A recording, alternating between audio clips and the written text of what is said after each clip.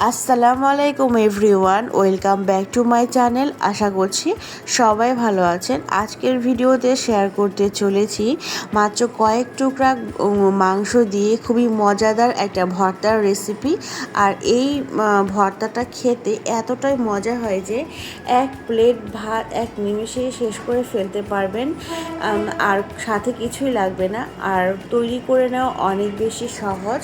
কিছুদিন আগে যেহেতু কোরবানির ঈদ গিয়েছে আর এখন তো প্রায় সবার ঘরেই মাংস আছে, তো তাই ঘরে থাকা কিছু মাংস দিয়ে এই ভর্তাটি আপনারা বাসায় তৈরি করে ফেলতে পারবেন খুব সহজেই।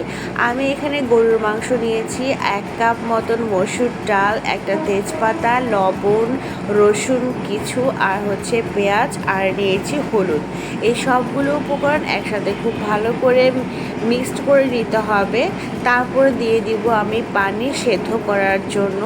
যেহেতু মাংসটা সেদ্ধ করব সেহেতু পানি তো একটু বেশিই লাগবে। যতটুকু পানি লাগবে মাংস সেদ্ধ করার জন্য ঠিক ততটুকু পানি দিলেই হবে। আর এরই মাঝে আমি মাংসটা তুলে নিয়ে ছোট ছোট টুকরা করে নিয়েছি যাতে খুব দ্রুত সেদ্ধ হয়ে যায়। আর এখন দিয়ে দিচ্ছি আদা কুচি। আপনারা চাইলে আদা কুচিটা প্রথমেও দিতে পারবেন, কোনো সমস্যা নেই।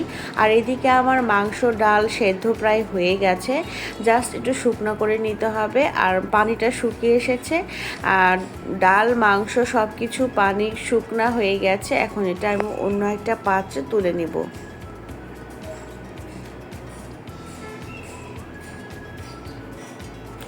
আমি অন্য একটা প্লেটে ট্রান্সফার করে নিয়েছি। এখন এই ভর্তা তৈরি করতে যা যা লাগবে সেসব উপকরণ আমি রেডি করে নিব। আর তেজপাতাটা তুলে ফেলে দিতে হবে। দেখুন মাংসটাও কিন্তু একদমই সেদ্ধ হয়ে গেছে। অন্য একটা ফ্রাই প্যানে আমি শুকনো মরিচ টেলে নিচ্ছি। আমি এই ভর্তাটা শুকনো মরিচ দিয়ে করব, আপনারা কিন্তু কাঁচা মরিচ দিয়েও করতে পারবেন, কোনো সমস্যা নেই। আর সেই তেলেই আমি কিছু রসুন কুচি ভেজে নিচ্ছি। এটা এমনভাবে ভাজতে হবে যাতে পুড়ে না যায় কিন্তু আবার ভেতরটা সেদ্ধ হয়ে যায়, তাহলেই কিন্তু খেতে অনেক বেশি ভালো লাগবে। তারপর রসুন, শুকনো মরিচ আর দিয়ে দিচ্ছি কাঁচা পেঁয়াজ। আপনারা কিন্তু চাইলে কাঁচা পেঁয়াজটাও ভেজে নিতে পারবেন, তবে আমি এখানে কাঁচাই ব্যবহার করেছি। আর হচ্ছে এখন সবগুলো উপকরণ আমি খুব ভালো করে সরিষার তেল দিয়ে মেখে নেব। রসুনটা খুব ভালো করে ম্যাশ করে নিতে হবে, তাহলে রসুনের ফ্লেভারটা খুব ভালো আসবে।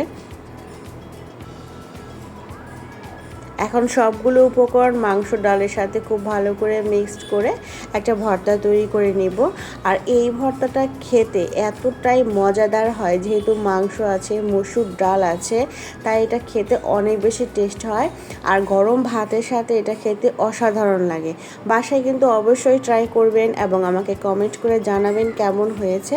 তাহলে আজকে এখানেই বিদায় নিচ্ছি। সবাই ভালো থাকবেন। আল্লাহ হাফেজ।